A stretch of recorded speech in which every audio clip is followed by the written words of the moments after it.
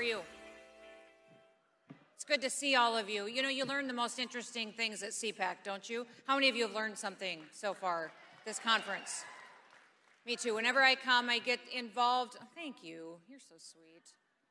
You're going to be, oh, okay. Well, I don't need to give a speech. Let's just stand. I'm just kidding. Okay, throw the speech out the window. You learn the most interesting things here at CPAC. You know, you get to have good conservative discussions, meet incredible people. What you don't learn is that behind stage, like Sid Miller was just teaching me how to use a tie pin as a different type of a pin anywhere on your clothes. Mike Lindell has the best tips for hairspray. Did you know that?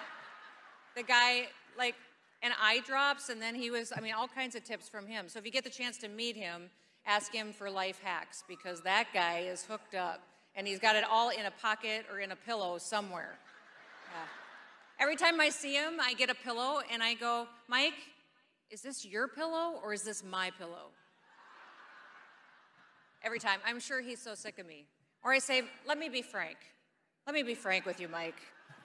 So I need to work on my humor maybe a little bit more. But listen, the only reason that I'm here today to visit with all of you is because I have a very big announcement to share with all of you. I do.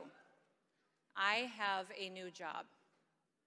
Now, most people know that I've done a lot of different things in my life. You know I've been a farmer and a rancher. Probably what you don't know is I used to do carpet cleaning telemarketing. I used to sell carpet cleaning over the phone. I used to sell vacuum cleaners. I was a home health nurse. I was a grocery store checkout girl. What else did I do? I was a waitress. I loved that job, actually. That was great. I've done a lot of things. I've also been in Congress, a legislator, a leader, and now I'm governor. But I think I potentially just got the most important job that I've ever had in my entire life. And that is that I am a new grandma.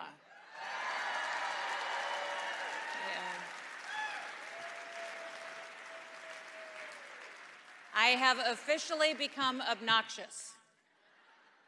Anytime somebody says something, I'm like, oh, have you seen pictures of her? Well, I saw the ones you posted yesterday. Yes, but she's changed. She's changed. She looks different today. Her name is Adeline West Peters, and she is perfect. Yes, and I call her Miss Addie, and she calls me whatever she wants to call me because I love her so much. But honestly, listen, I hate the world that we are giving her. And so I'm here to ask you for help. I need you to help me save America. And that is literally what's happening right now. When I first got elected to Congress, I knew that when I walked into the House of Representatives, which is where I got elected as a farmer and a rancher to represent South Dakota, I knew after discussions with many members that I was serving with people who believed in socialist principles, who believed in Marxist principles. They would have never said it publicly. And look at how dramatically that has changed today. Look at how dramatically they have embraced those policies. They give press conferences on it. So I'm here just to have a candid conversation with all of you about what is at stake. I look at Joe Biden's America, and I don't recognize the country that I grew up in. I do not recognize the country that I grew up in. We see crime and hate. We see division, lawlessness. It's completely unacceptable. And I need all of you to join the team and to do more than what you're doing. You're doing a lot just by being here and embracing conservative principles. But I need you engaged to do more. I grew up in a world where people were proud to have jobs. They got up every morning and wanted to go to work. We prayed in school when I went to school. We looked at birth certificates and never had a debate over what the person's sex was. We just didn't. We respected our flag, we protected it, and we all stood for the national anthem. And that's not the country that we're giving to little Miss Addie today. You know, I was thinking about how special it was where I grew up. Everybody knows I grew up on a farm and ranch. I had the most incredible parents in the world. They were not perfect, and they were tough. My mom, I think, spent most of her life just trying to keep us alive so we could keep up with Dad, because my dad was a go-getter. He was the kind of guy that woke us up every morning by yelling up the stairs, "Get up, more people die in bed than anywhere else." And so we got up, and I always used to, and then he would send us to bed, and he would say, "Sleep fast." And I remember being like a 10-year-old going, how do I sleep fast? I don't know what that means. But he was a cowboy, and he was incredibly tough, but he taught us life lessons. that made us problem solvers. He gave us impossible things to do. And I was thinking the other day about this one story, if you'll just indulge me for a minute. But it was when my brother and I were real young. It was during calving season. You're going to get a real good farm story here. Sorry. Billy's going to love it. I don't know if anybody else will. It's during calving season, and cows, when they have babies, get fevers. They don't feel very good. I mean, how many women in the room know it's a little rough to give birth? Well, cows get fevers, and they don't feel good, and they don't like their calves. And we had a cow that wasn't letting her calf suck, and Dad sent me and my brother Rob over to get her in the barn, put her in a chute, and make sure that that baby could suck, could drink. And so we went over there, and with my dad, failure was not an option. It had rained that day. He was working in the shop. Go make that calf suck. So we went to the barn, and as soon as we got in the corral with her, she took after us and literally wanted to end our lives. Chased us right back up over the fence. So Rob and I looked at each other, and we tried to divide her attention. I opened the barn door. He got her to chase him. We tried to get her to chase him into the barn. We tried everything. Went back over to the shop and said to Dad, we can't get her in the barn. She's too mean. She just wants to kill us. And he said, you get back to that barn right now, and you make that calf suck. So we drug our butts back over to the barn and went in there, and time again, that cow put us back up over the fence. Finally, we walked back over to the shop, and heads hanging, disappointed. I think I was probably 13 years old. Rob was 4 years younger than me, and said, we can't do it, Dad, and he was mad. So he was going to have to stop what he was doing and go back and help us get this cow in the barn. It was wet and muddy, so he took his cowboy boots, and he had these rubber overshoes. I don't know, you guys remember rubber overshoes? Pulled them up over his boots, walked across the yard, didn't even take the time to buckle them, climbed over the corral fence, got into the pen with this cow, and she immediately put her head down and went 100 miles an hour straight for him. She got right to him, and Rob and I are watching from the fence. He puts her in a headlock. He's got her in a headlock, and they're going round and around the corral, and he's got her in a headlock, and he's going, you stupid cow, get in the barn, we gotta, and we're just watching all this, and all of a sudden, he goes down, and this cow kneels on his chest and starts rubbing him in the dirt. And we think he's gonna die. And so we jump off the fence, we run up to her, we distract her, get her off of him. He gets up, he comes back to the fence, we're all sitting up on the fence, he brushes himself off, and he says, I had her right where I wanted her until I tripped on my overshoes. And we're like, sure you did. Sure you did. Had her right where you wanted her. But listen, it made me think of America today, because President Trump had America right where we wanted her. Right where we wanted her.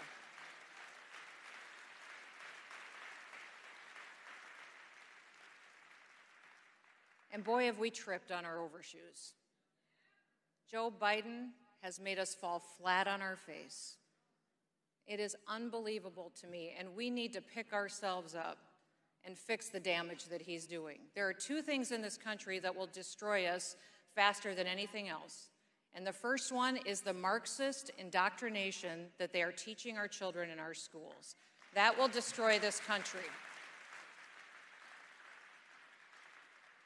I was the very first candidate in this entire country to sign on to the 1776 pledge.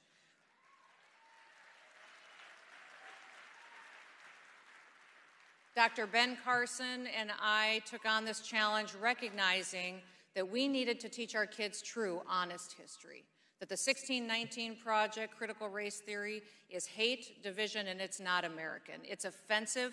We do not have racism in our DNA in this country. We love each other, and everybody deserves to be treated equally.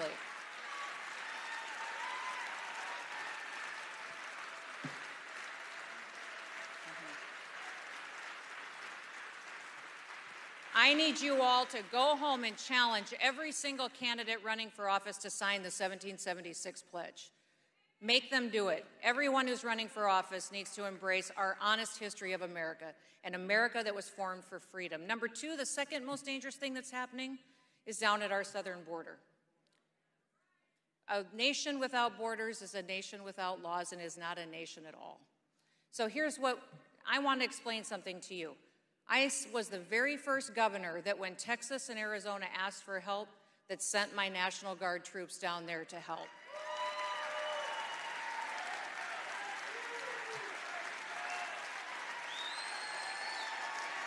Thank you. Thank you. And I want to explain to you why I sent National Guard. National Guard are the best, and our country deserves the best. They do missions like this all the time. You give them a mission, they're trained for it, they're equipped for it, they are ready, and they know how to complete that mission and then come home doing an excellent job. I, in South Dakota, have had the top National Guard unit the last 3 years in a row in the United States of America. They literally are the very best that you have.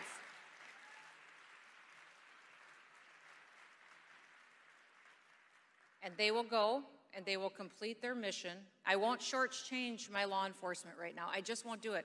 I think it's irresponsible right now with what we see across the country to shortchange law enforcement. They're needed at home.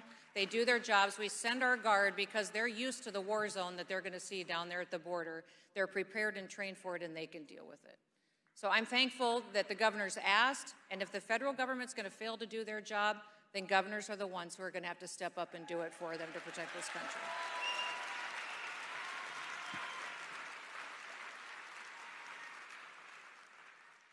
I need you to lead by example.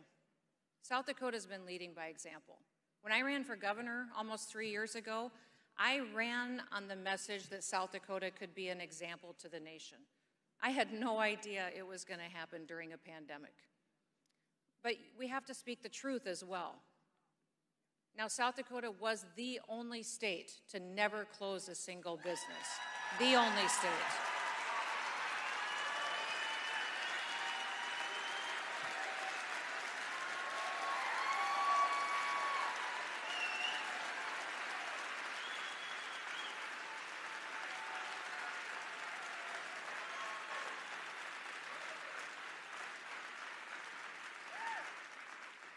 We talk about rewriting history. Let's talk about rewriting history. We've got Republican governors across this country pretending they didn't shut down their states, that they didn't close their beaches, that they didn't mandate masks, that they didn't issue shelter in places. Now, I'm not picking fights with Republican governors. All I'm saying is that we need leaders with grit, that their first instinct is to make the right decision, that they don't backtrack and then try to fool you into the fact that they never made the wrong decision. So demand honesty from your leaders. Demand honesty from your leaders and make sure that every one of them is willing to make the tough decisions. South Dakota did not do any of those. We didn't mandate. We trusted our people, issued and told them that personal responsibility was the best answer. And this is a short rundown of what's happening in South Dakota right now.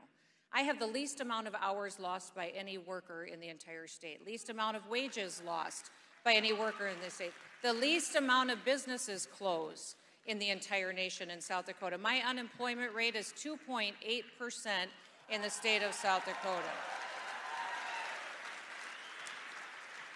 I have the fastest growing GDP rate in the nation. Texas in 2020, last quarter, their GDP rate was 7.5%. South Dakota's 9.9% in our state.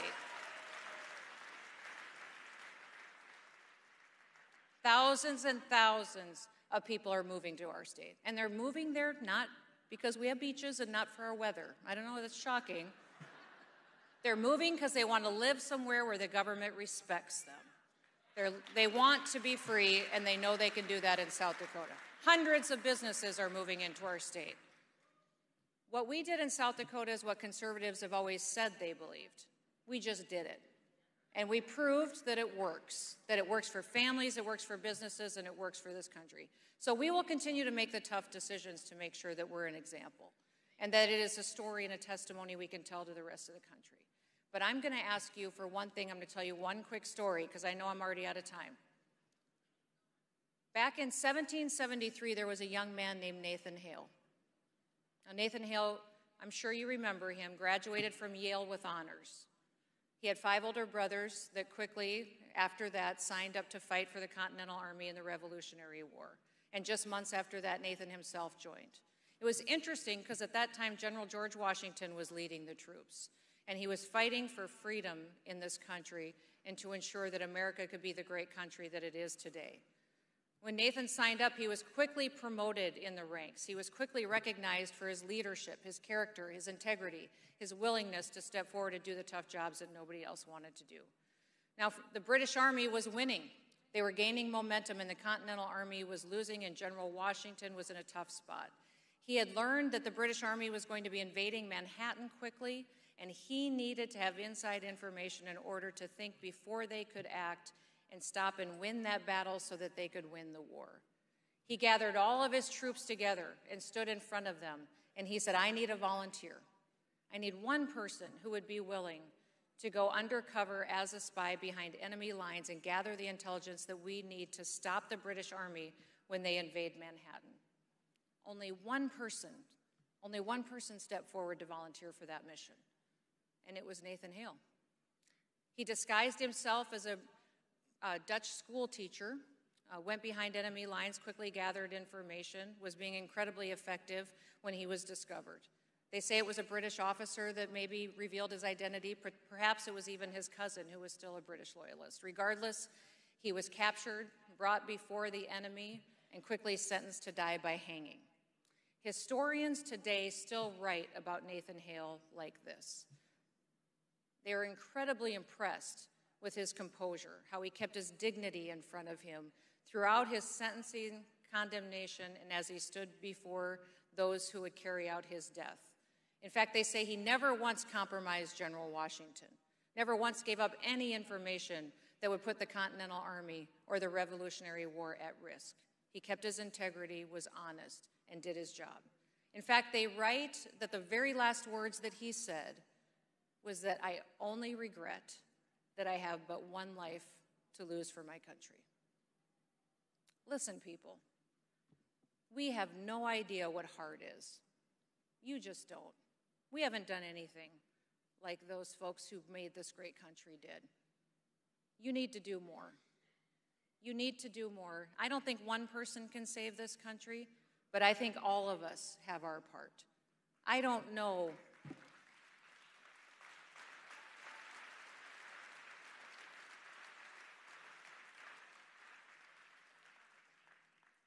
I don't know why I do what I do. I grew up dreaming of being a rancher, chasing cows and riding horses. My husband says to me all the time, he said, Kristi, you always pick the hardest things to do. He said, there could be 4 choices in front of you, and you every time pick the hardest one. And I said, I know, but it's always the right one. Sorry. It's always the one that needs to be done. I'm going to ask all of you to do what needs to be done.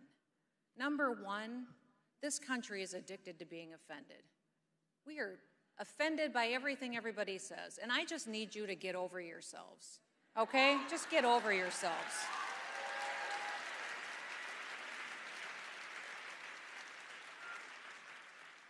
There are people that you quit talking to because they offended you, and you think they're too liberal, too left, too crazy, too insane, whatever, that you're not going to talk to them anymore. Get over yourself. Start having those conversations again, because that's how we win the hearts and minds of this country back. The second thing, and this is the last thing I'm going to say, I need you to wake up happy. You woke up this morning in the United States of America. You are better off. You are better off than 95% of the people in this world just because you woke up in this country. Be optimistic. Don't watch the news. It sucks. It really does. It's horrible. Be happy. People will be drawn to you by your optimism because we as conservatives are the only ones who really know what hope is. May God bless you, and may God bless the United States of America. Have a wonderful day.